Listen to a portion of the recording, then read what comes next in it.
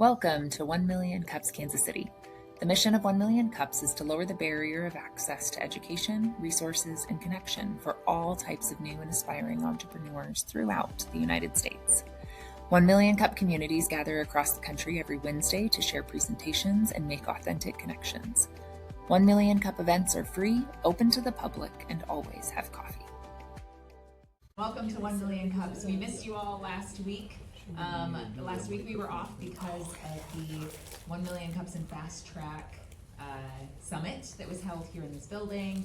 About 200 organizers and Fast Track facilitators gathered to share best practices, and we do need to brag on all of you. If you see this award up here on the podium, we got the Community Engagement Award for the Central Region.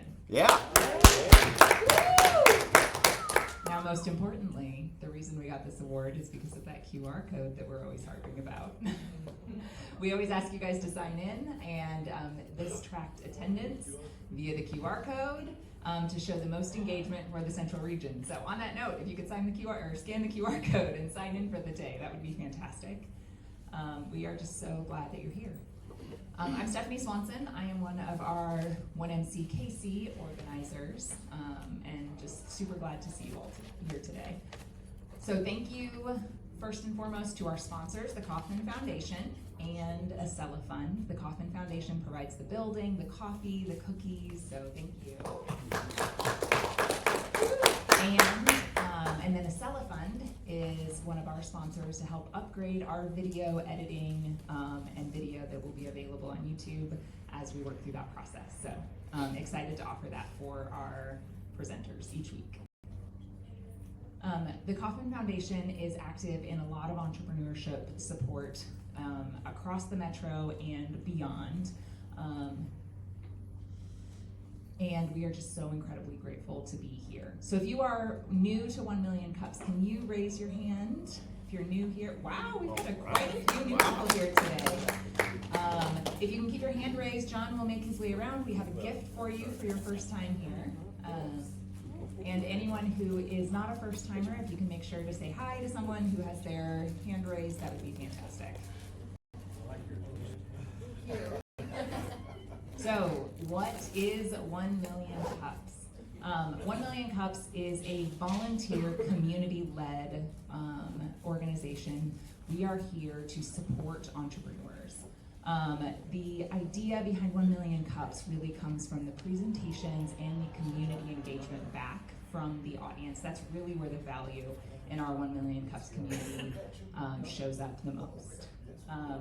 We are all about authentic connections here. So the presentations that you see at 1 Million Cups are not pitches. They're not pitches for funding or pitches for clients or customers. They are presentations about small businesses, and they are presentations looking for feedback from the audience that is thoughtful, kind, and constructive. The mission behind 1 Million Cups is to lower the barrier of access for all new and aspiring entrepreneurs across the United States. That is the thing that we gather every Wednesday to do, and we're so grateful that you guys are here.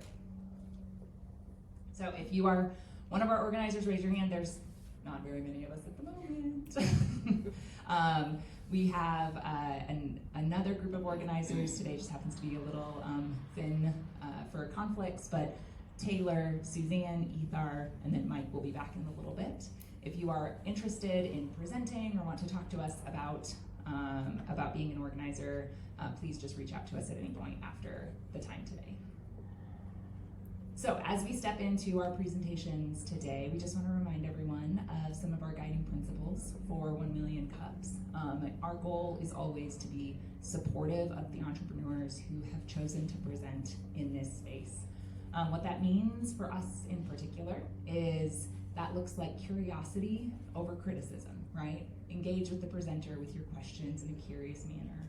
We are looking also for collaboration over critique, right? And we always want to make sure that we are giving actionable, kind feedback.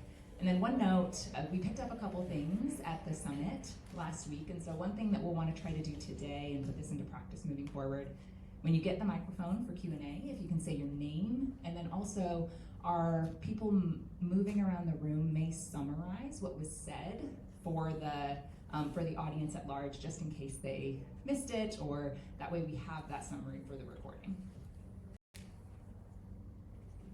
Okay, now if everyone can just silence your cell phones so that we can give our presenters our undivided attention, and we will invite our first presenter up today. Michael.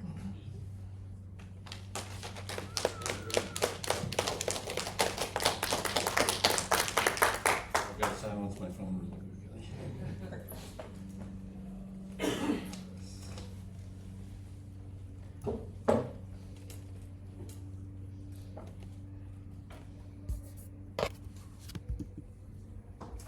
Well, thank you, 1 million cups. This is actually, I think, my 4th time I've presented.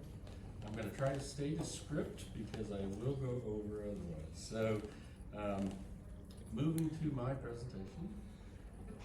So, I bet my career on Bluetooth, and 23 years ago, Bluetooth was really predicted to be dead. Many people, when I was hired by Bluetooth, by the way, was here in Overland Park at Lighton Plaza. So it was incorporated here in Overland Park.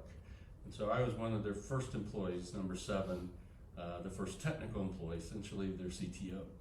So when I was hired, I was given an ultimatum by the executive director who hired me.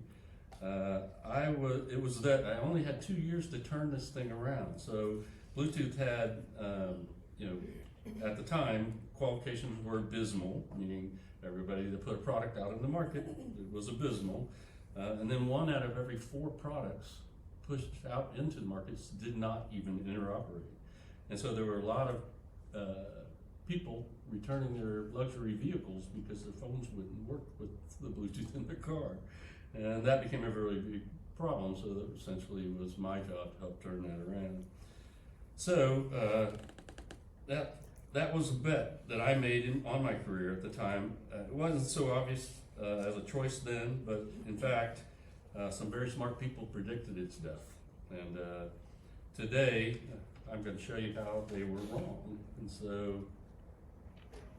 so today, back in 2003, EE Times put out an article that said Bluetooth is dead. They've been watching it for 3 years and it hadn't gone anywhere.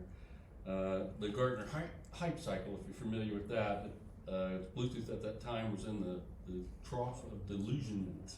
So the hype cycle goes up and everybody starts learning about it, and then performance of the technology or the product or whatever just didn't follow the guidelines. What happened is they were marketing it way too much, and the delivery of systems and stuff just didn't work out.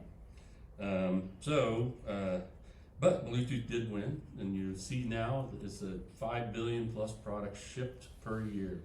So it's become a very significant infrastructure in the world.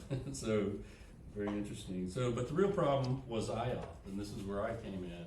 IOP stands for interoperability. So what I do and what I did then, but now I do it as a consultant, is I help companies build Bluetooth products. And so, I do qualification, so I help companies get their products over the compliance guideline or requirement.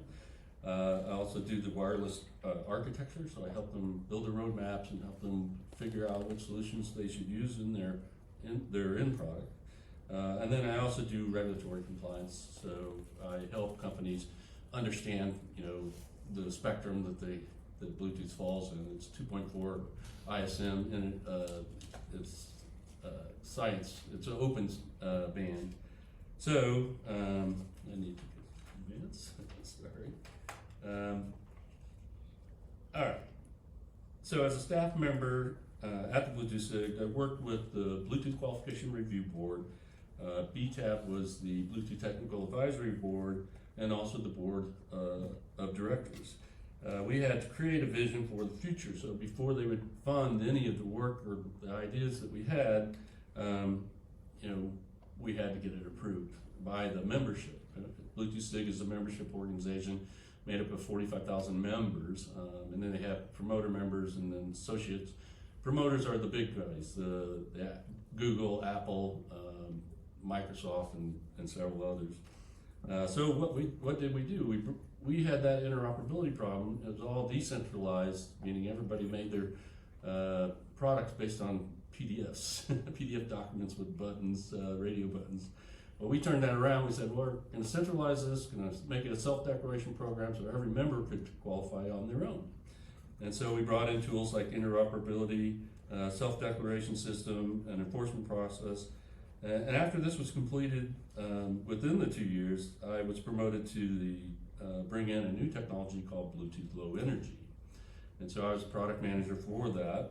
I spent all the way up till 2009 bringing that in. We got it to what's called a prototyping spec, which is mostly mature and ready to go out, but the profiles weren't done, so people weren't using Bluetooth LE. But in 2009, I left. I started working for other companies that did Bluetooth. They're actually alliances. And so I helped in the medical space and the industrial space and others. And today, I'm recognized as a Bluetooth qualifications consultant, a BQC, and there are only 6 of us in the United States and 30 of us in the world. So that gives me some credibility, when I talk to people. There's not very many of us. A lot of people can be experts in Bluetooth and probably get through the qualification program, but having been there from the very beginning and then doing this for thousands of companies now, trying to get them qualified. So this work has given me a close-up view of where connected products are going, and what I see is now bigger than in another generation of wireless devices. AI is beginning to move beyond the screen and into physical AI. So everybody's heard about generative AI, and that's the advancements that have been made over the last few years, but now physical environment. So Bluetooth is giving AI continuous awareness of the physical world. Physical AI needs real world data, not just prompts or data and databases. Bluetooth Low Energy can connect billions of low power sensors continuously. It reports the obviously identity, the location, the movement, the temperature, the condition. And then one good example is a company called Willie. I have 1 minute left. Well, I can talk to these points anyway, but Willie makes a postage stamp type energy harvesting Bluetooth device. It's actually NFC plus Bluetooth. And you can't see it very well, but there's circuitry behind it. It doesn't use any batteries. It harvests energy from RF energy. And so I have several other points that we can talk about afterward, but I want to move to the next slide, which is what I've done. And so I created an app. I presented on that app now 3 times. It is a artificial intelligence app that is a planning tool. So it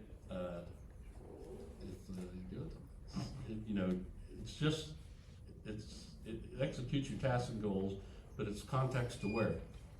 So I think I'm about out of time, so I want to get to the next slide. And then, anyway, if you're interested in that, there's a QR code, and you can go. So imagine what's next. So artificial intelligence, now physical intelligence, right? Bluetooth is the operating system of AI, and so now you're seeing robots and all sorts of other things, and see all these different industries that are doing.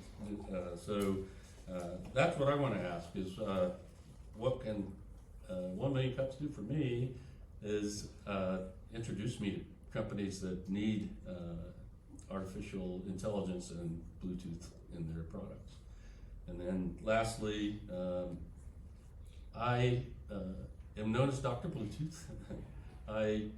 Because I've been involved with SIG, involved ever since, now BQC, I essentially help people not just get their products done, but figure out, okay, what's their roadmap for the future. So any introductions you can give me, that would be great. So thank you.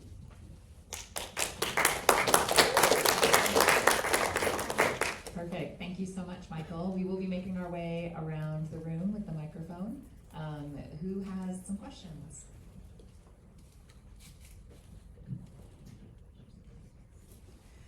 That little sticker that you said had what does that do? Does that track people? So- Like, do you stick it on things to track it? Absolutely. So these are planned to sell in the trillions. And so you stick this on a box for cold chain, is a good example use case.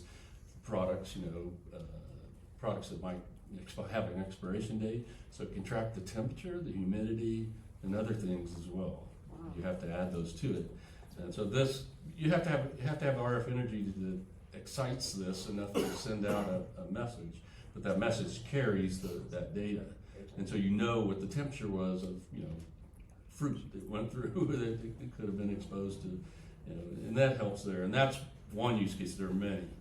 But and then with my device, I use this. This is a beacon, and so whenever you get near this beacon, it goes off and it brings up your list of things that you said you thought you needed to get done, your intent, right? And then and then I can use asset tags which track, where a product might be or where some asset is I have.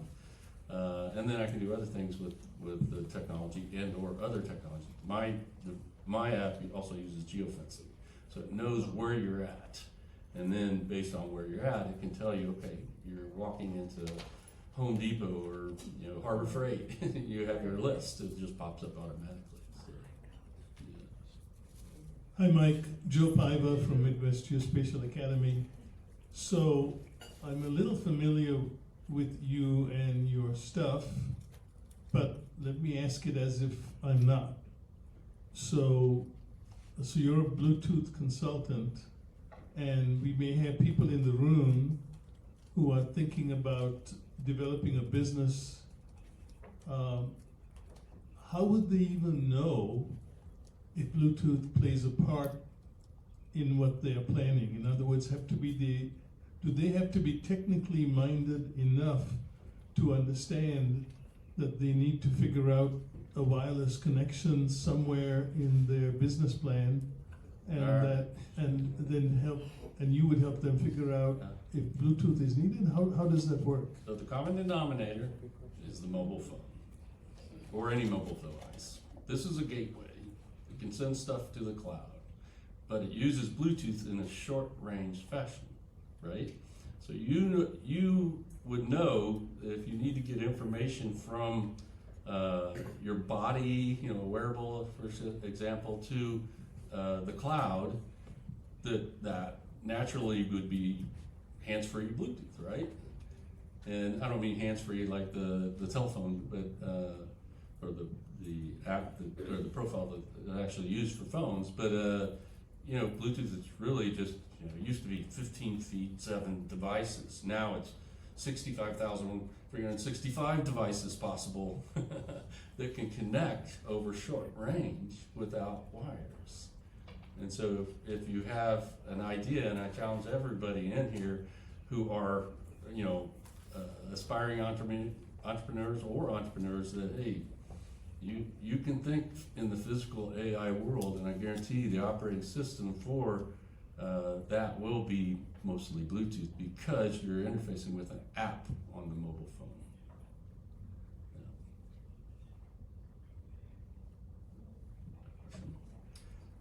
Good morning, Stan McDermott, former pharmaceutical development professional. Yeah.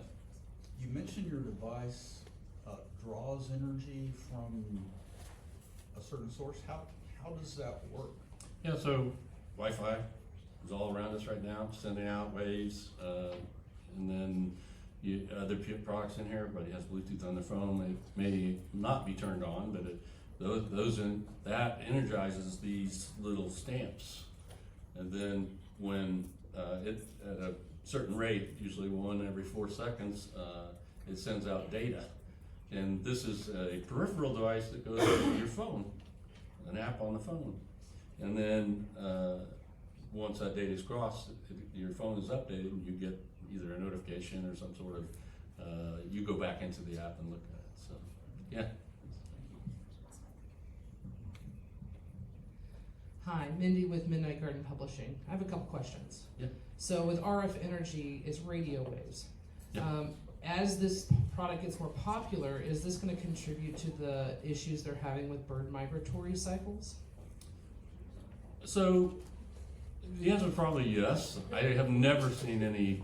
I mean, you've seen, you know, they're talking about changing the time zones, right? And that has a bigger effect because, you know, deer are getting hit by cars because we changed the time it's earlier, and so they anyway.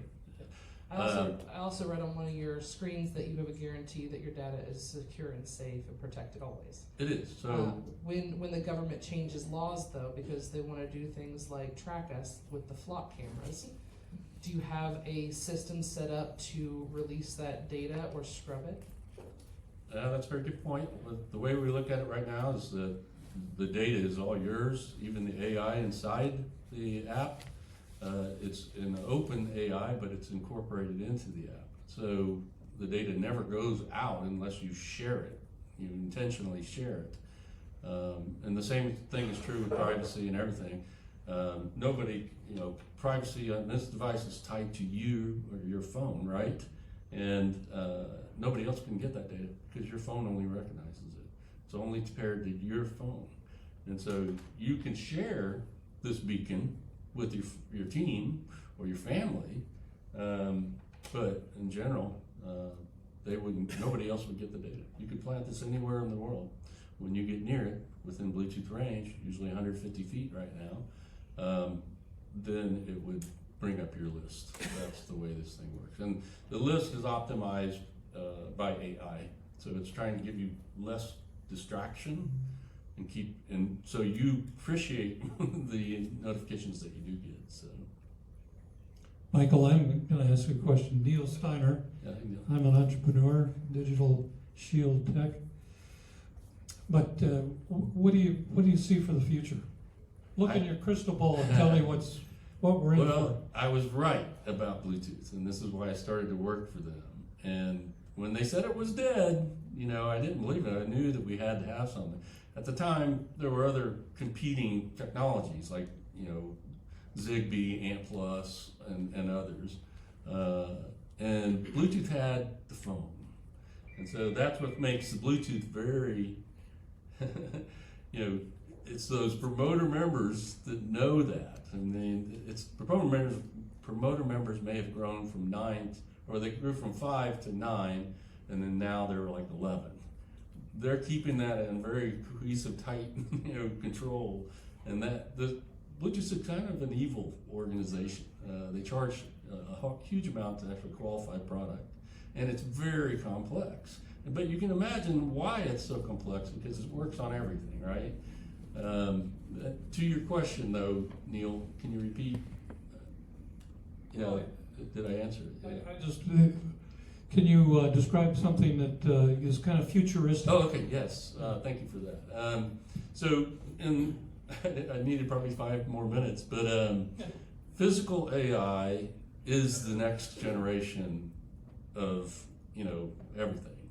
You know, right now we're talking about agentic AI, and it's quadrupled over the last few years, and it's going to do it again with physical AI. So you're seeing all these different countries now producing, you know, humanoids, and those all have their OS system is Bluetooth.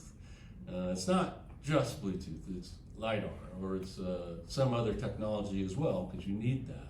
But again, to get things into the cloud, this is the gateway, and Bluetooth goes to that gateway. You can have other gateways that are like mobile phones. Another question, Mike. Is there a user group for Bluetooth? Bluetooth is a closed organization. They're a for-profit company, even though they try to say that they're non-profit. Again, it's somewhat evil. You have to be a member, and you have to be at least an associate level member, which costs you, you know, roughly $8,000 for a small business or company to do every year. And then you can get into any of the groups you're interested in. They have many groups right now. So these other groups are ad hoc. Anybody can belong. They're not ad hoc. They form them. They have a policy and process, and they follow that very strictly. The idea is to take, and add IP or intellectual property to the Bluetooth core specification and then any profiles. And so how they do that is they get interested companies together and they all agree up front, hey, we're going to build this. And that has to be approved at the board, it's called the BAR Bluetooth Architectural Review Board, the BTAB, or not BTAB, but BQRB and the board as well. So. Hi, Michael Rajmitra. I got kind of a two-part question. It's kind of a technical question, so it's just curiosity more than anything. I think you said it was a Willa tag that harvests energy from RF, different radio waves in there. So my thought is, because you can't create energy, if you were in a Home Depot that had products like tagged with this, let's say hundreds of thousands of products potentially, wouldn't that mess up, let's say we're talking Bluetooth waves, but it could be Wi-Fi and everything, because wouldn't it take away some of the energy of those radio waves that are So you going mean interference? Okay. Yeah. One, but and related to that, is there any regulation on this harvesting energy? I know Bluetooth has certification, but what about the harvesting energy part? Yeah, so the 2.4 gigahertz spectrum is open. It's the ISM band, and yes, it's very, very, very crowded. And sometimes you do get, interference.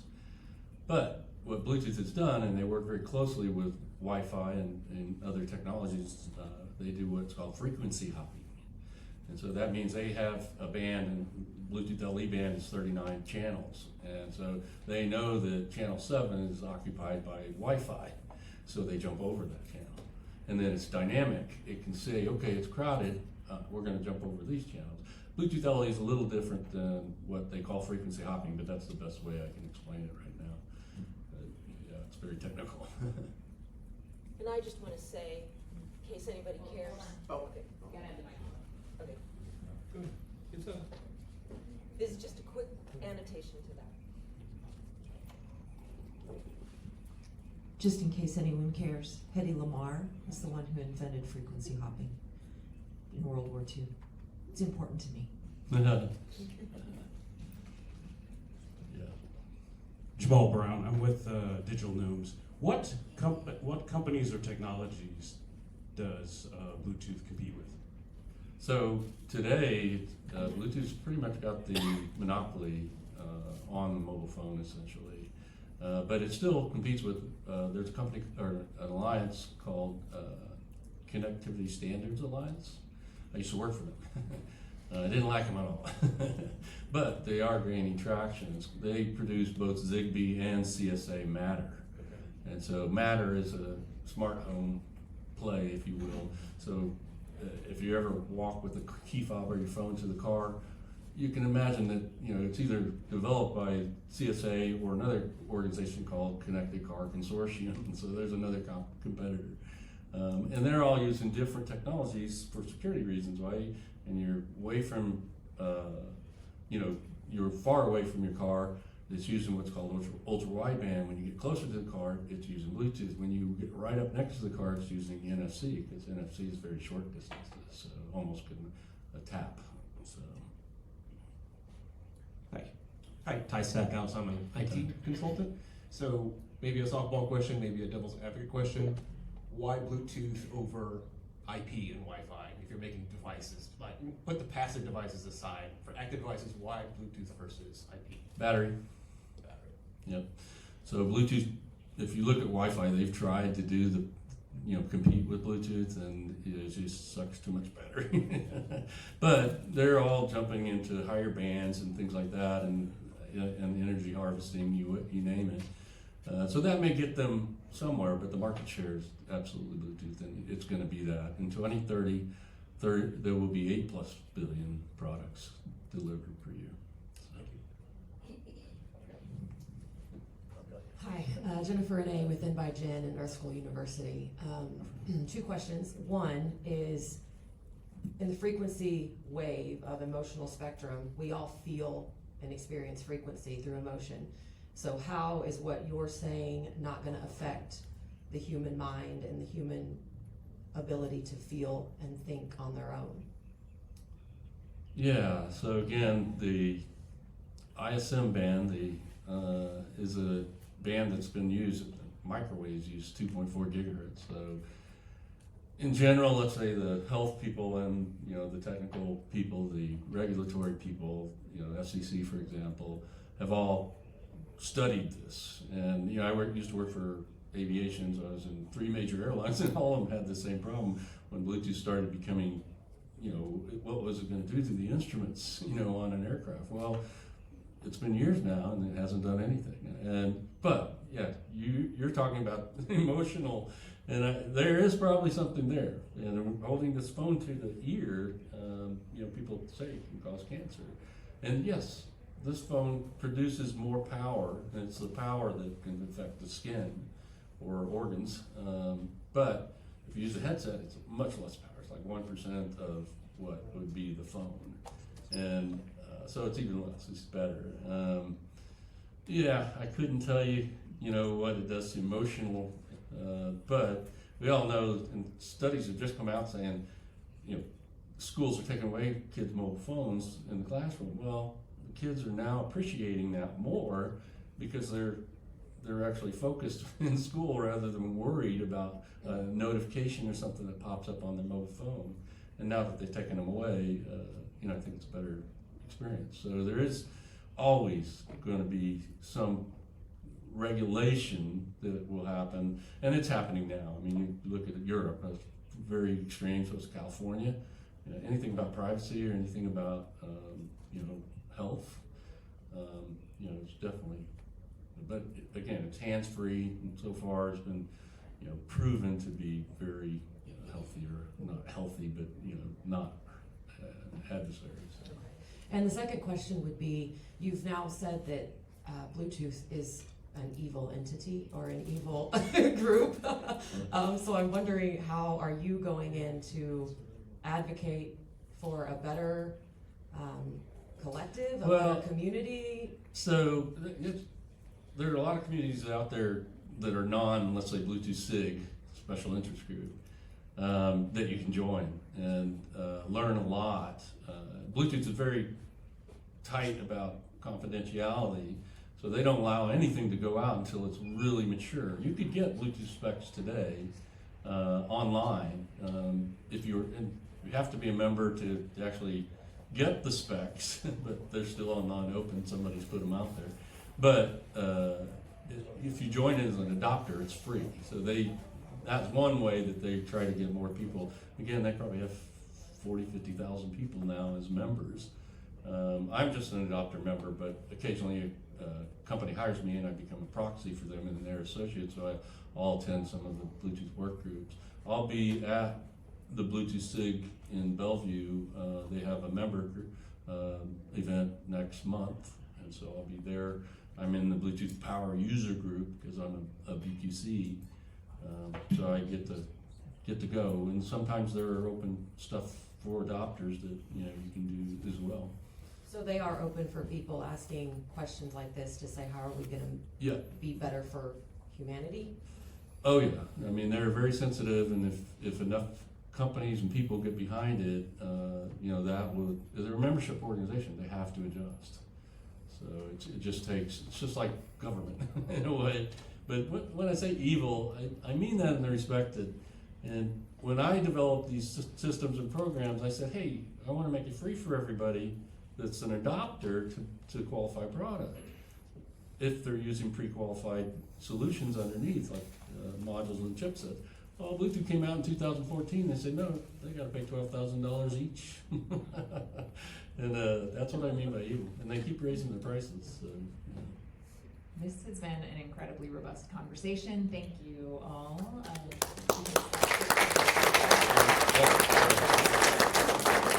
Perfect. And then one last question. What can we as a community do to help you? Introduction. Perfect. Yeah. All right. That's what I need. Thank you, Michael. I can help. Yeah. Our next presenter is quite a bit different. I think you guys are going to really enjoy this presentation. Welcome, Bob.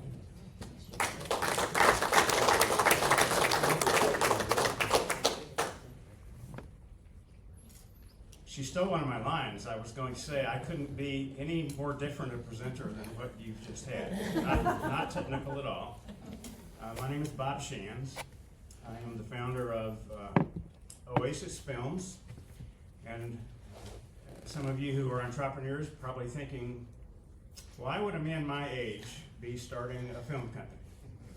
Well, like most entrepreneurs, it's not really a planned event. This was to continue a documentary that was started by another person off of a book that I wrote 20 years ago. And he unfortunately passed away.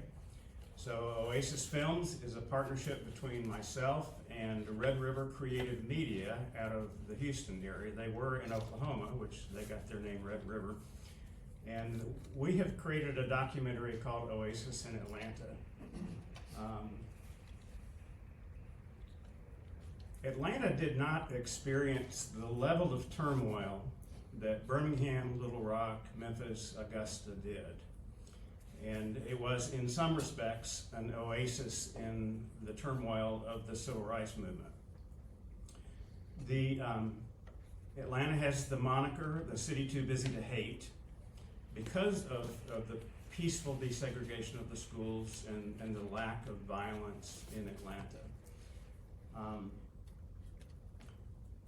The existing narrative is that this was a result of a coalition between the black intelligentsia in Atlanta, of which there were many, W.E.B. Du Bois, Benjamin Mays, Whitney Young, to name a few, and the business community that strove to not have what happened in Little Rock repeated in Atlanta, because it would be bad for the business community.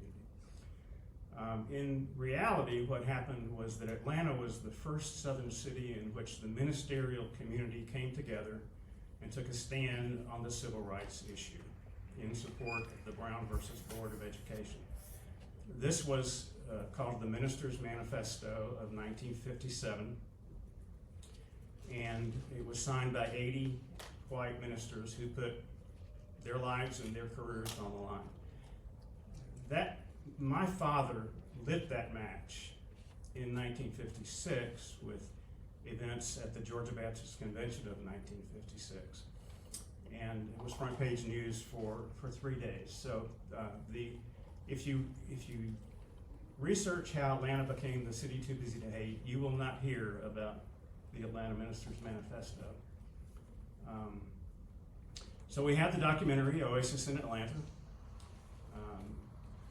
Our biggest challenge to date has been covering the cost of creating the documentary and reaching potential interested parties. Everything we've done, most of what we've done has been done out of pocket.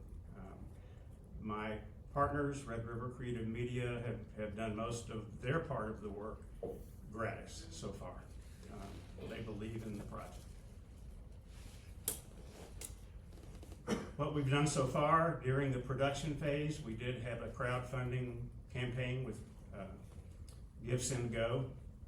We felt that their platform aligned with our message a little bit better than some of the other platforms. That did produce results. They did not produce the results that we were looking for, but we did have a Give, Send, Go campaign. We applied for 2 grants, one with the Southern Documentary Fund and one with From the Heart Productions out of California. The Southern Documentary Fund is in Durham, North Carolina. One of the questions I get, I'm going to sidestep here just a little bit, is what does this have to do with Kansas City? Well, my father took a church here in Kansas City, so he continued his efforts from 1963 on in Kansas City, but this is primarily a story about Atlanta, I agree. We have subscribed to the independent film platform, distribution platform named Kinema. They're about 4 years old. I connected with them at the annual convention of the Southern Documentary Fund. We joined the Southern Documentary Fund, and we had an active social media campaign during the production phase of the project.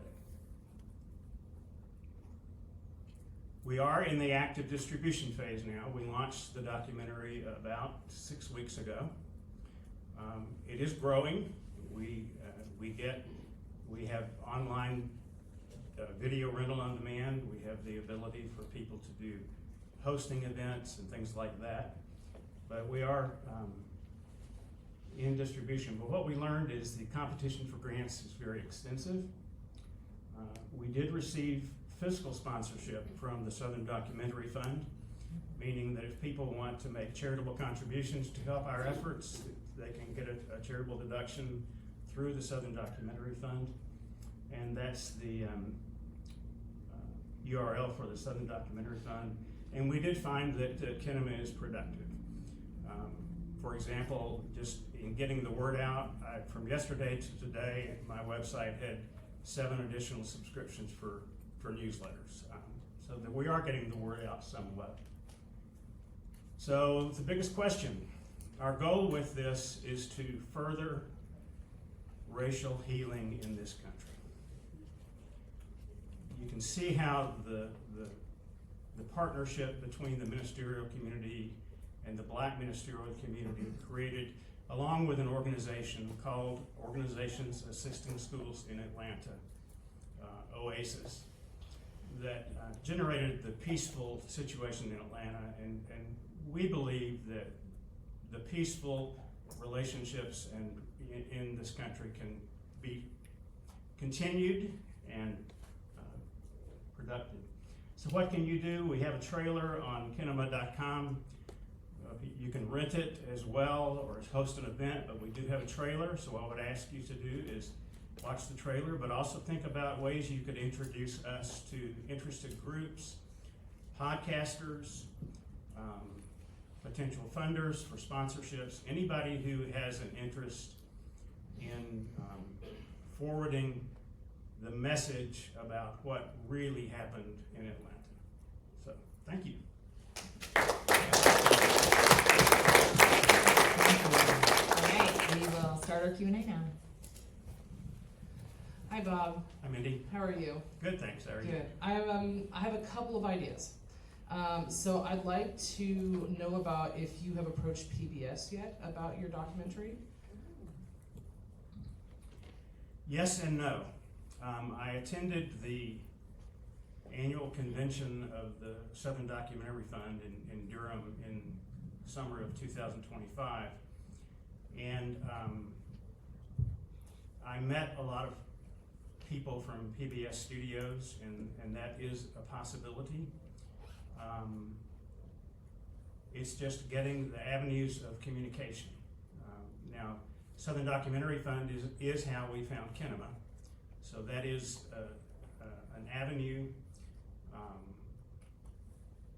We find that, I want to phrase this properly,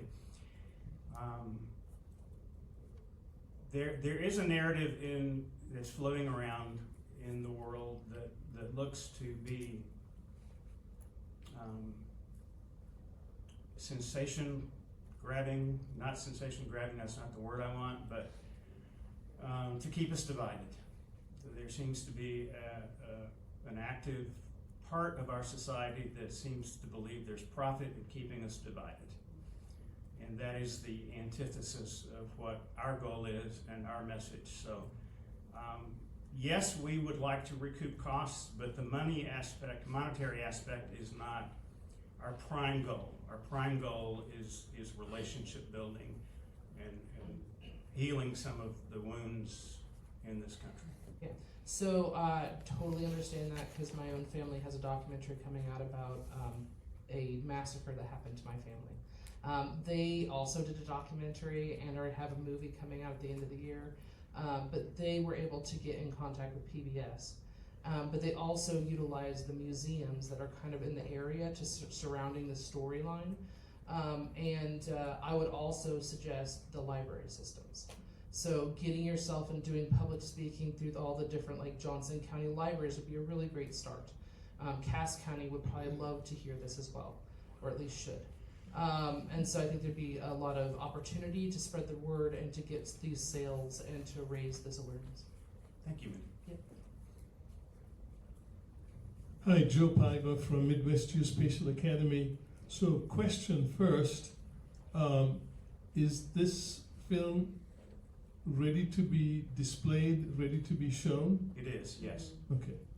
So, so my suggestions in response to your question, I assume you're a resident of Kansas City area. Yes, sir. So you may know about the Glenwood Arts Theater. The person who manages that is very socially responsible and would probably eat this up.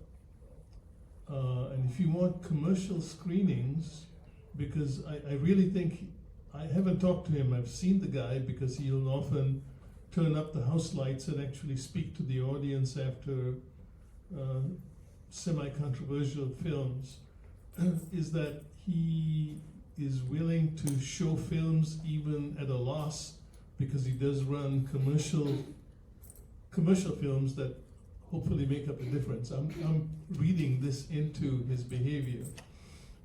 He still, sells popcorn at $7 prices, so he knows how to have a commercial enterprise, but he still brings these films that I suspect don't always draw a big crowd. So he might be someone to reach, and he might also be able to tell you about the network of other art film houses in the United States. The second part, I didn't realize this about Atlanta, and I would think that there are people in Atlanta who are extremely proud of that moniker you related, who might want to exploit that in terms of community building and find ways to commercially screen it in their town. So just a couple ideas. I appreciate that, especially about the Glenwood Arts. You said theater or museum? Theater.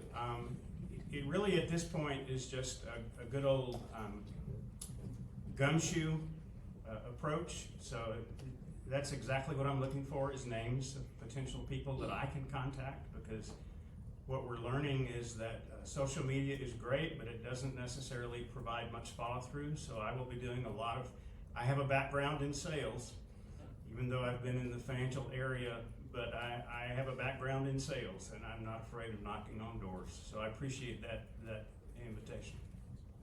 Hi. Hello, thank you so much for your presentation.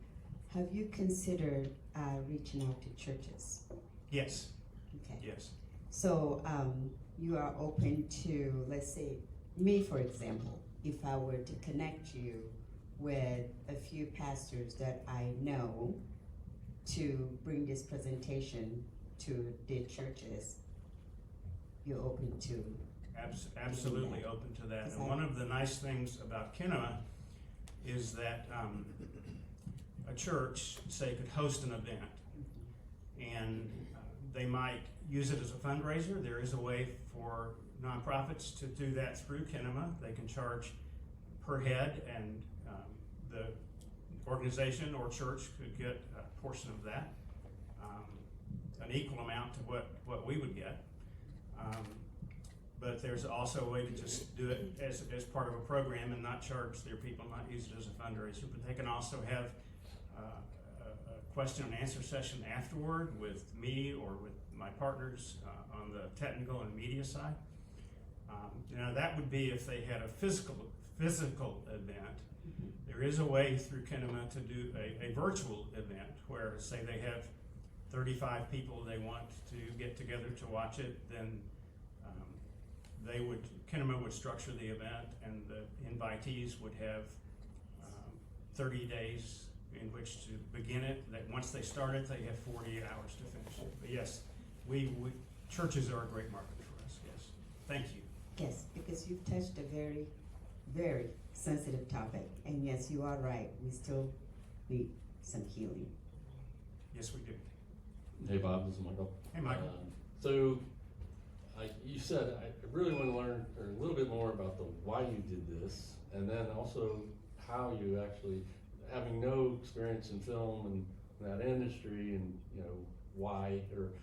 how you actually were able to, produce this. Well, the why, I wrote the book as a legacy piece for my nieces and nephews, and I started the process that way. But then then my son came along. I had a very late in life son, and so it took on a little bit more personal feeling at that point. My son is biracial, I will mention.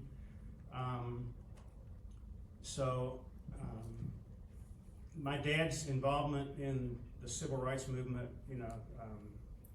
after I wrote the book and it came out in 2006, but he passed in 2013, and just going through the trove of documents that he had, I was throwing away correspondence from 1938. And so the why is, I'm very passionate about civil rights. I'm very passionate about racial reconciliation. I'm a former Human Relations Commissioner from the city of Olathe. I am a former member of the Kansas Advisory Committee to the United States Civil Rights Commission. It was a passion of my father's. It's a passion of mine. Now the how was a lot of rejection, a lot of ups and downs. Like I said, the gentleman who started this originally passed away. And it's miraculous that I have any, in the documentary, I have any of the footage that he had. But I used Facebook to reach out to people I felt were like-minded and available. And I found my public relations person who's in Chattanooga, Chattanooga, Tennessee. That way I found Red River Creative Media through Facebook, and just found, and this is their 4th documentary, by the way. So I believe it's a good technically produced product. But just, yes, reaching out, personal contact, and that's what I'm asking for here. Again, is who can you introduce me to? Let's get this message out. But, thank you. Hi, Bob. Raj Mitra. Hi. So, what a brilliant thing! I'm pretty excited about it. But I'm confused on, let's call it your financial goal. You're talking about the cost. Are you just trying to recover the cost that you've spent on producing this film? Or are you trying to make money with it? And then I've got an idea follow-up based on the answer to that. Money is very much a secondary part of this, but yes, we are looking in a small way to recoup some of the costs of production. But Kinema also represents a distribution marketing budget that is far outside of what our capability is at the present time. So as I said, this is a lot of personal contact. We do charge a rental fee for video on demand. It's very small. So money drives the world, so there is a monetary portion of this, but it's a secondary consideration. So my suggestion is, it appears, and I'm not in the industry, so I don't know, I'm a computer consultant, but a lot of the big companies, Sony, Warner Brothers and stuff, they're having a hard time selling movies, they're having a hard time doing stuff. So seems like today most of the stuff that's really making it is really basically free. It's on YouTube, and they get it. They either have underwriters, which I believe you could get, or through viewership.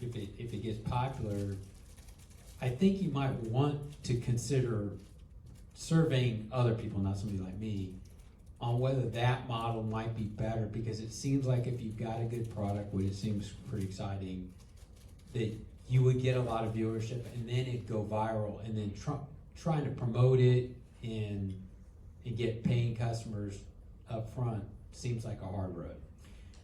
We sought sponsorships, as you call it, underwriters. I felt that Chick-fil-A was a classic tie-in. I see you shaking your head. Because Truett Cathy, who formed Chick-fil-A, met his wife in the church that my dad was pastoring at the time in West End Baptist Church in Atlanta. And of course, Chick-fil-A being in Atlanta, an Atlanta company, But we sought other underwriters, as you would call it. We call them sponsors, and would still be open to that. But at the present time, that has not been successful so far. Okay. Hey Bob, my name is Luke. Hey Luke. Hey, thank you for your presentation. I really am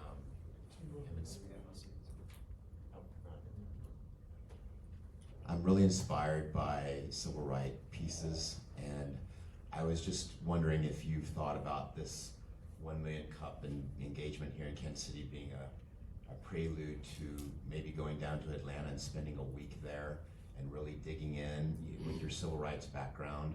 I feel like you could make some phone calls and really get a lot of people interested down in Atlanta, where this is the hotbed of the conversation.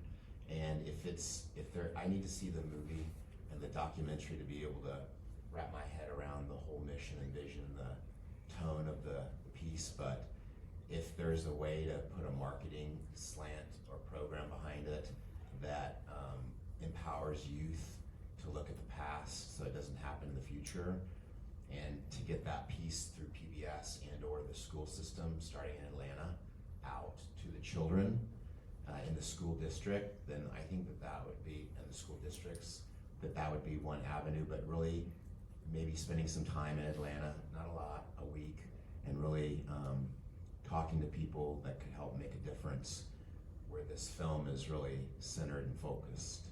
That's just my opinion and idea. Thank you, sir. Yes, I have thought of that, and we are looking for contacts in Atlanta.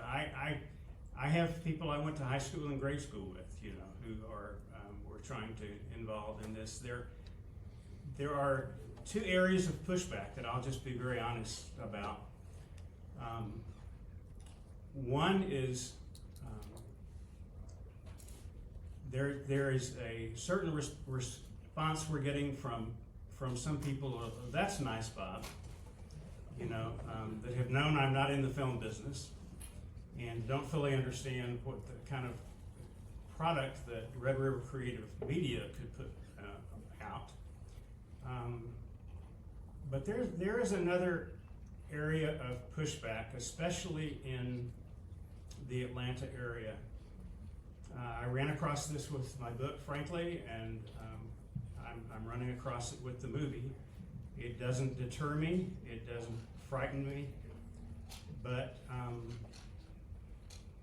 there is a narrative that does not want to acknowledge contributions from people who maybe didn't look like other civil rights leaders, is the best way I can put that. And it pains me. I understand it. There was a video on Yahoo Finance that I found. There's a lot of things you can find about Atlanta having the moniker "the city too busy to hate." You will not find references to the Minister's Manifesto of 1957 in the public domain.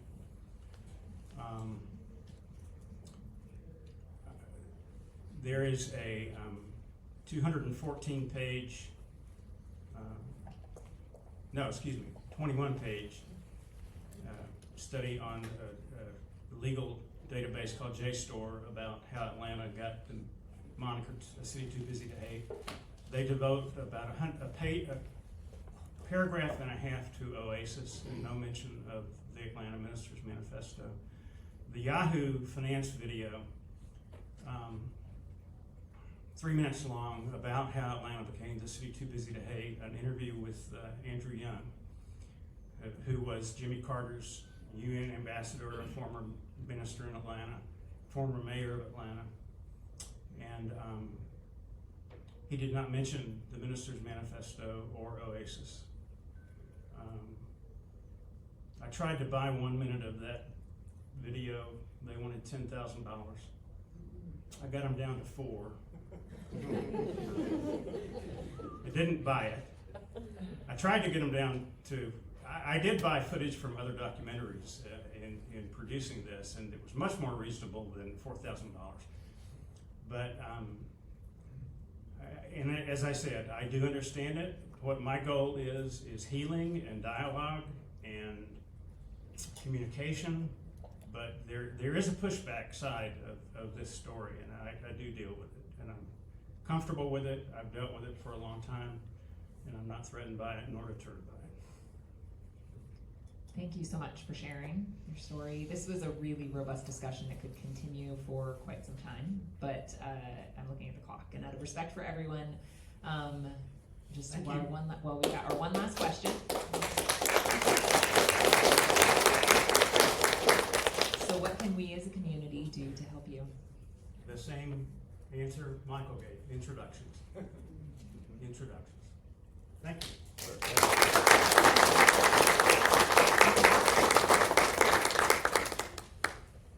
Okay, I'm gonna leave his contact information up there for just a second if anyone would like to snap a photo of that.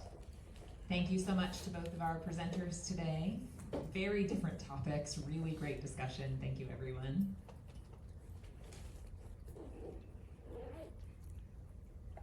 Phones are still up. Okay, perfect. Thank you so much. If anyone would like to present, we are scheduled out a little ways, but we would love to see your presentation.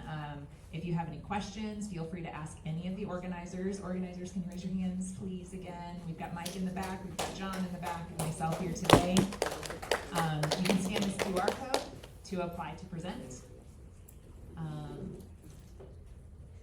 Okay. And if you are interested in being an organizer, please come speak with one of us.